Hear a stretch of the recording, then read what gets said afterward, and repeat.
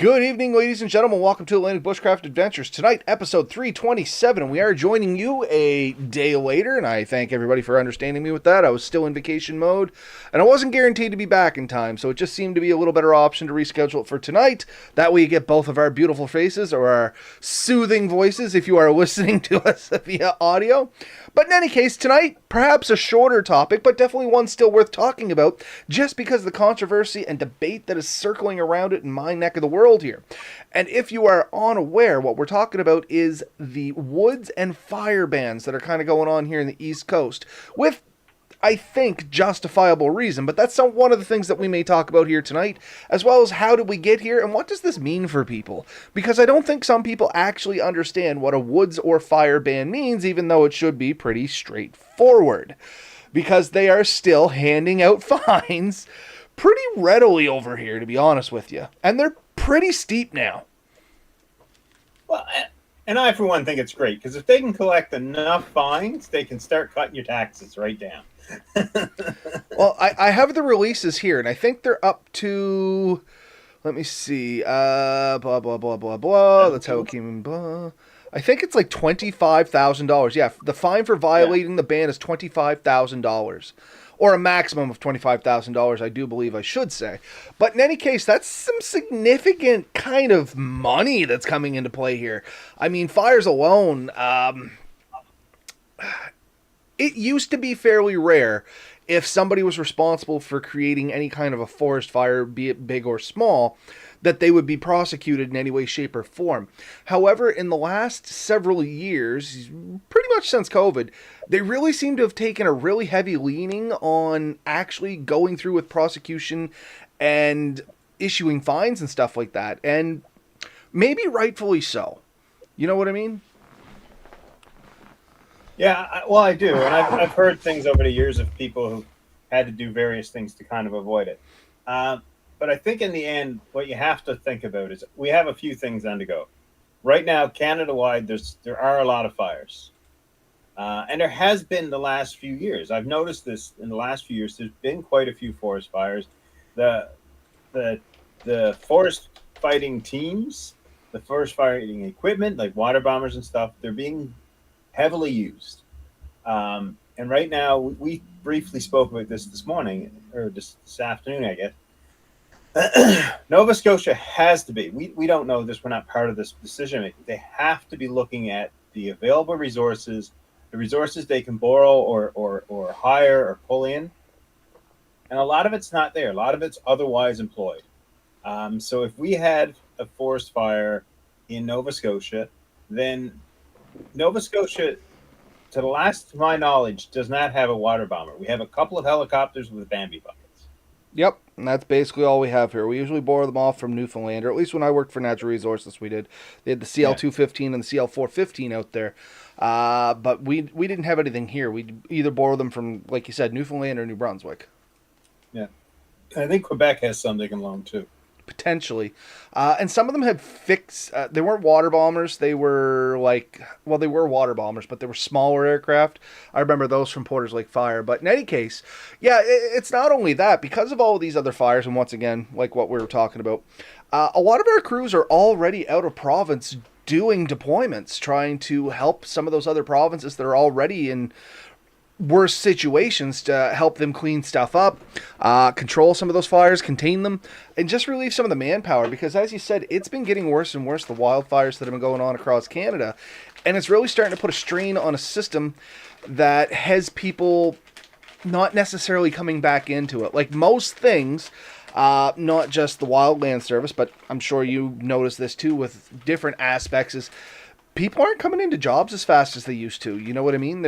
I don't know if that's higher education, people are coming in at a higher level, or what it is, but especially these manual labor jobs, as good as they pay, they're not getting filled as fast as back when I started. Everybody was trying to get into it. Now, very few people try to get into wildland firefighting. Yeah. Well, and I mean, this is true. We don't have maybe a lot of jobs, a lot of businesses right now. I'm a part of this. Like we are working towards this in my own industry. The people aren't there. Like there is not enough people coming up to fill the positions that are opening up. And we were always told this was going to happen. So there are fewer and fewer people to fill more and more jobs potentially, and especially jobs that maybe aren't as desirable to the people entering the market right now. Um, Forest fires, you're oftentimes away from home. There is huge health and physical risks. And it's not necessarily an easy life. I mean, there's definitely a side to it. I can understand where some people be into it, especially adrenaline junkies, things like that. But there is definitely some risks involved in that, and you have to be aware of those things.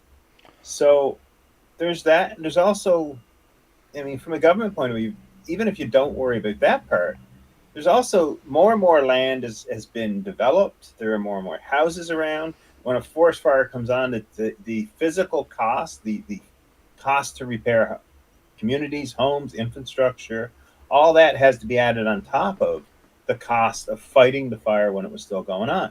And so if you think the risk is high and the ability to mitigate the risk to the public and the surrounding groups, it really does make sense to do everything to minimize it. And so this is what is going on.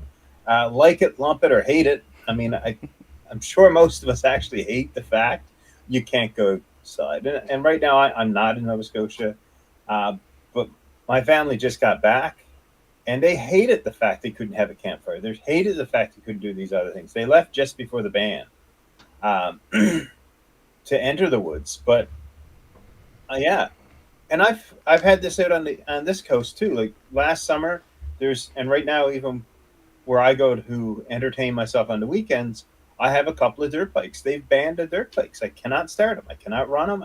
I have flame arresters in the back. We have groomed and prepared trails, but no, just the risk is too high. They don't want anyone out there because if something goes wrong, the neighboring people are put at risk. And you don't have enough insurance on your dirt bike and your ATV to cover the cost of rebuilding a community. You just don't. Absolutely not. Right? No, and it's a good point.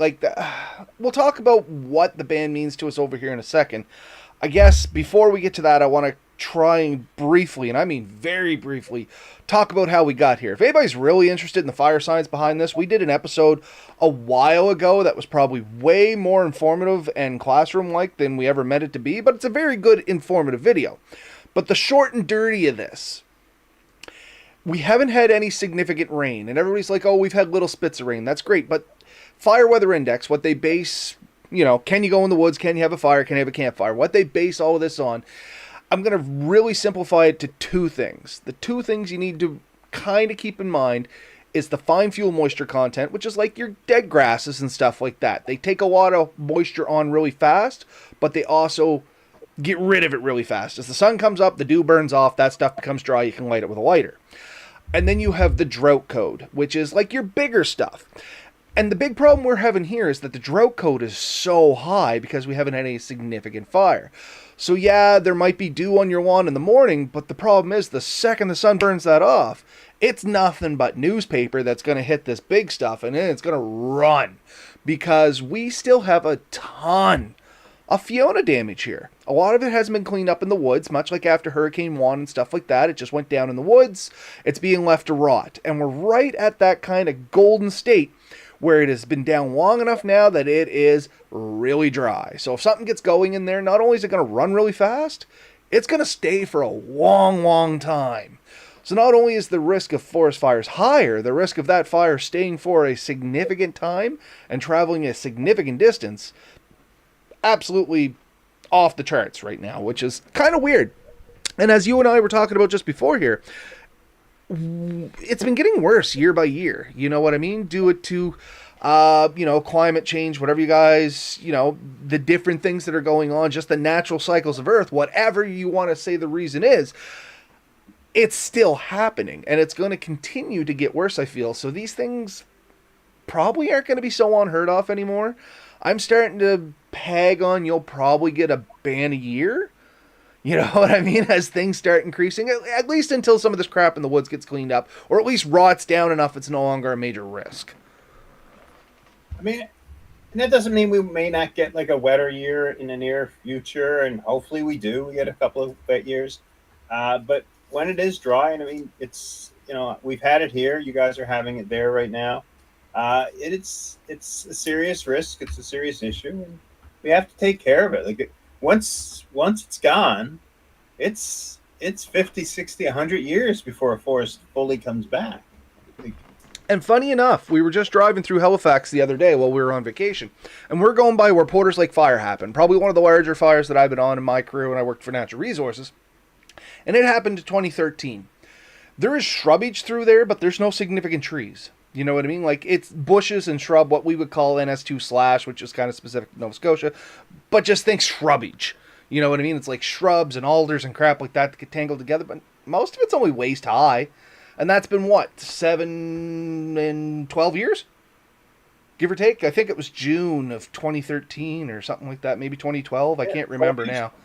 But So I mean, it's a long time for not much to really be happening, and you if you get into how a forest kind of develops after a forest fire, you'll see that it's quite a few years of scrub and stuff, and then small, fast growing trees will come in. So you're looking at alders and stuff in the East Coast.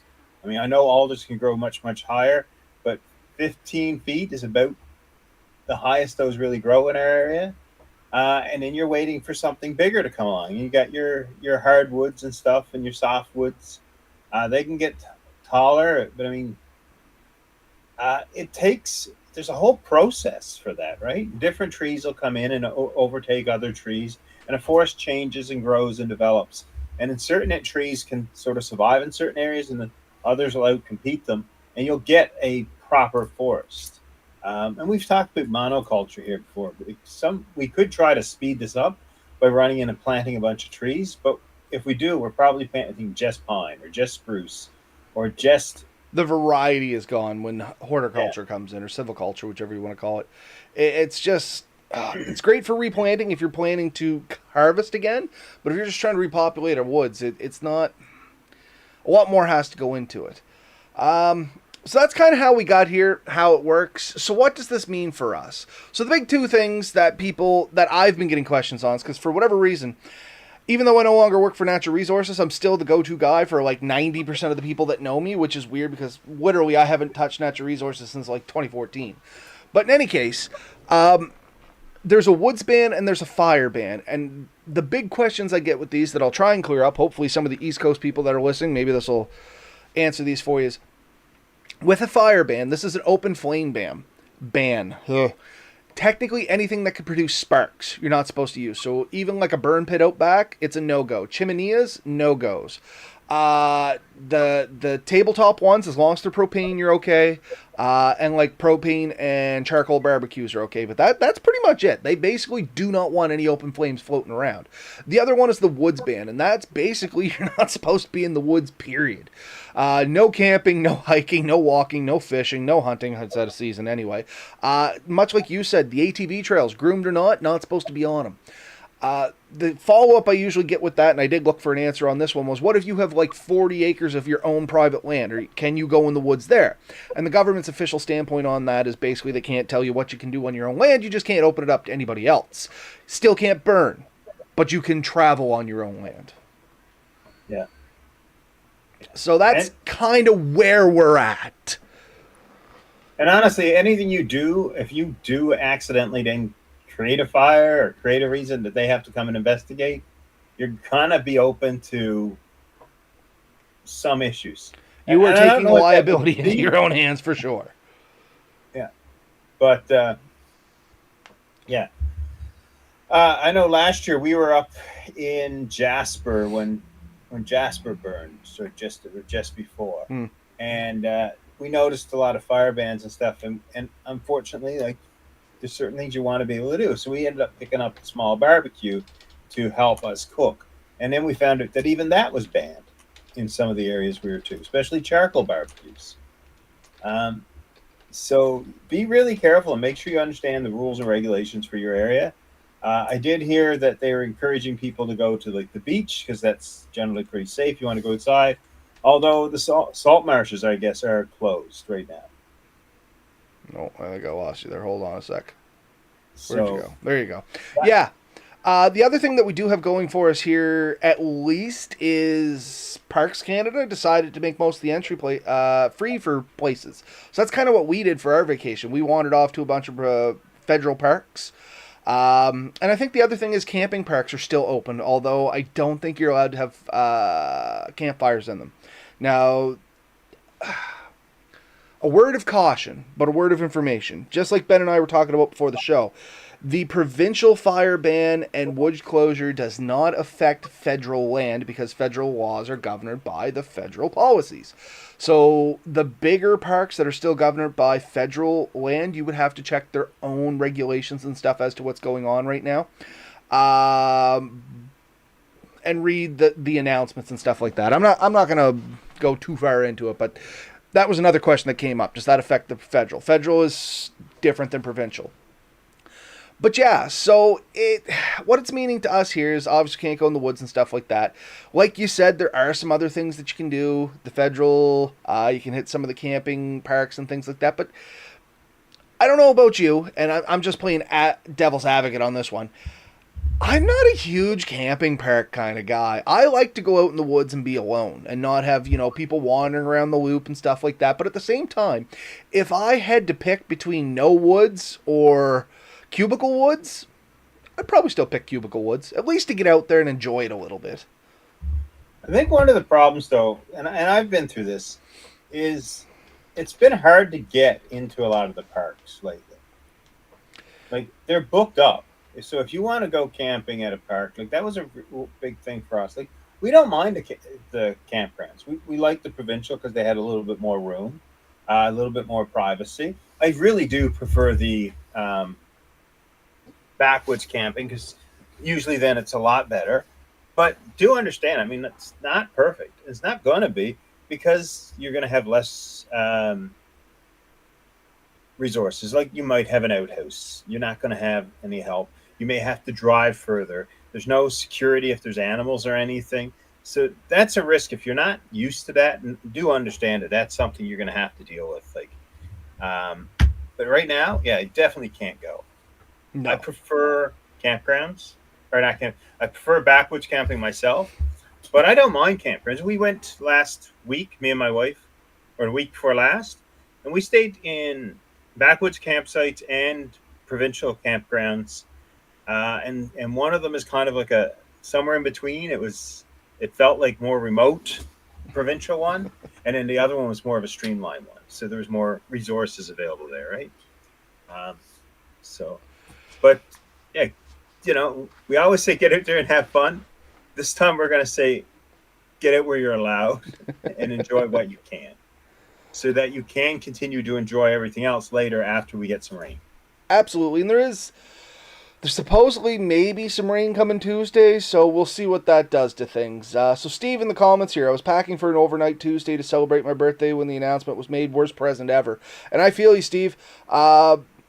The family, we were all heading out to the cabin and got the phone call they're shutting the woods down. We couldn't go. So that was like the last thing. The only other thing that Lily really wanted to do during vacation was to get out for a camp. We ended up going to the zoo in Moncton, so it wasn't terribly bad for her, but still, she was pretty disappointed, in all honesty. So before anybody says, oh, you don't got a vested interest in this, it doesn't matter anyway, well, yeah, my plans got screwed up too. I'm just like you folks.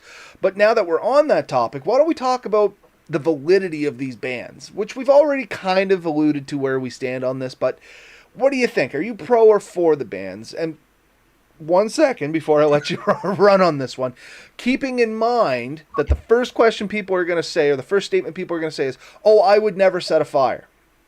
Realizing how easy it is to accidentally set a fire. A stray spark from your campfire. I remember once, literally, it was a machine going through the woods and it just hit a rock the right way, created a spark, went into the moss there, smoldered for hours, caught a little bit of wind, and boom, forest fire. Like, I don't expect people think accidents don't happen. That's the problem, is you can never plan for the accident. Even as careful as you can be, sometimes things still happen. Yes, we can mediate it better, but the chance is still there. I sat I sat down at my mother's house a couple of years ago, and there was a wine glass sitting on a little table in the middle of her yard, and there happened to be a paper towel in a bowl adjacent to it. And the way the sunlight hit the wine glass actually caused the paper towels to ignite. And that's the And, thing. It's and I really easy for things you don't think about that could make a fire.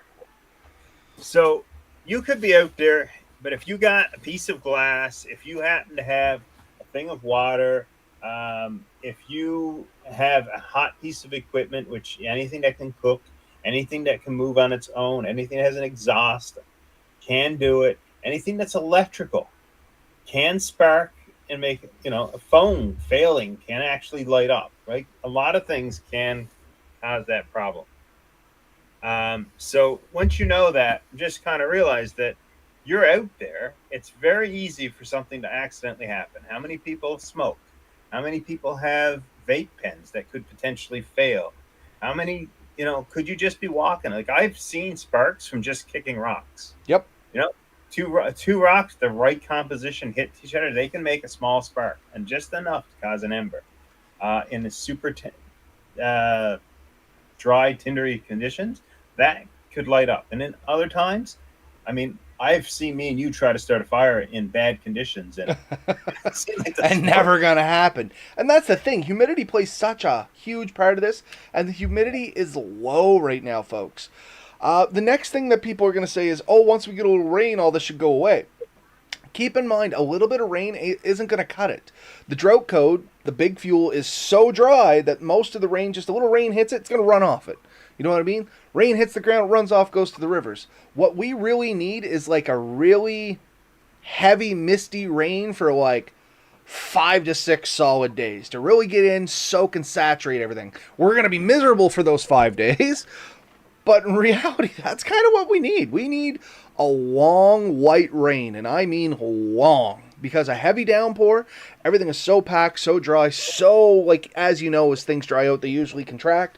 Everything's so tight, the water ain't going to stick. Even if we had a massive flood, 2 inches of rain in one day, probably ain't going to cut it, unfortunately. And I'm just reading the comments, and that's where this was coming from, because Matt was saying that where he's from, when it rains, they get like 2 to 4 inches. Monday, they got 7 inches. And that's a wild downpour. But, I mean, if that's in one day, the problem here is it would just hit the ground. 90% of that's going to run straight back into the rivers and lakes. It's not going to soak in or saturate. Like I said, we need a really steady, long rain at this point. And I'm sure it'll come by, by mid-August, September, you're going to start to see rain, and it'll change. It always does. And you just kind of have to hold on. You asked if I was for or against it. I think we have to, and sometimes it sucks, but sometimes we have to look at the people who are making the decisions and trust that they're making decisions on the best information they have. And so these people, whether you like them or not, are in that job. They're responsible for that, and they have to make the decision. And honestly, if you choose to go against them, they fully have the right to fine us. So, and it's like everything else. We talk about when you're in the woods, if you leave a mess, and then people come along and complain that there's sites look like dump sites. Next thing you know, they will make that area inaccessible to you. In the end, it is a thing. If we don't take care of it, if we don't respect it, we will lose it. And when the risks are high, if we have to respect that and sort of give it. So I'm not for it. I'm not against it. It's just the reality. I don't like the fact that it's on, but I understand the reason it's there. And I guess my only 2 cents into that, what you just said, would be keeping in mind, folks, these people that shut the woods down have pretty much nothing to gain by keeping you as an individual out.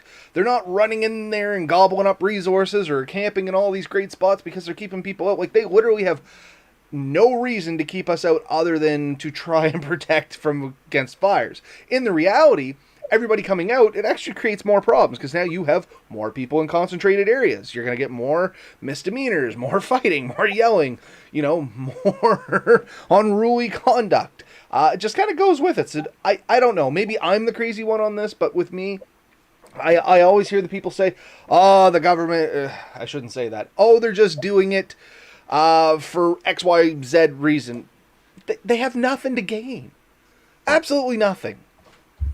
No, I mean, the reality is they're going to be putting up with an awful lot of pushback, an awful lot of unhappy people. And I'm sure this decision was not lightly made, nor was it something they wanted to do, but done knowing that the alternative was going to be much worse for them. So, And that's the thing. yeah, The way things are so dry right now, it would not be unrealistic for a forest fire to potentially endanger people's lives if they're in the woods. It's going to move so hot, so fast, you're not going to outrun it. And I mean, even if this whole ban only saves a handful of people, totally worth it. You know, if it saves one person, kind of worth it, right? Especially if that person was you. Keep that in mind. one house or one vehicle, or, you know, every time there's a forest fire, not every time, when there's forest fires, we often lose the forest fighter, the forest fire fighter. Their risks are there. It's, we want to avoid that at all costs. So, respect it for what it is, take care of yourself, and get out there and have fun when you can. It is coming. In the meantime, it's a good time to go through your gear, check it, make sure it's all good, do any repairs that need to be done, repack if you have to. It is gear maintenance time. Clean your sleeping bags. Let them hang out for a few days. You're not going to be using them. And they're not going to get wet. But it's true. It's a prime time to start doing some gear maintenance. It's a great time to get the kids out in the backyard, especially younger kids that want to get into camping, but you don't quite want to drag them to the woods yet. Backyard tent. That way you can see if they're going to be okay in a tent, but they're still close enough to home. If it goes bad, they have a little bit of a security net. It's like dipping your toe into the pool. It is a good way to start. Some people don't think it is. I do think it is. And yeah, just like Steve said there, it's you don't have to like it, but you shouldn't go against it. And like Ben said, it's temporary. This too shall pass, right? Yeah. And when it does, enjoy it. In the meantime, figure out what you can do. I mean, I think you're allowed to still spend time on the rivers and lakes. I'm not 100% sure. They don't want you fishing or any of that stuff. So it depends how you get there, I guess. If it's like a drive-up boat launch, you're probably okay. If you got to go through the woods to get there, might be worth a call to the local DNR office. I'd be careful picnicking, but you can go down to the beach. You can throw your canoe in. You can test your gear. You can do a lot of stuff. Avoid anything that's going to cause you some trouble. And enjoy this time. It is what it is. And I think we've covered this. Like, I think we've gone over this. We're starting to repeat ourselves. So yeah, it's a good time to probably say, we'll have a totally different topic next week, but it is what it is, especially for those of you guys on the East Coast.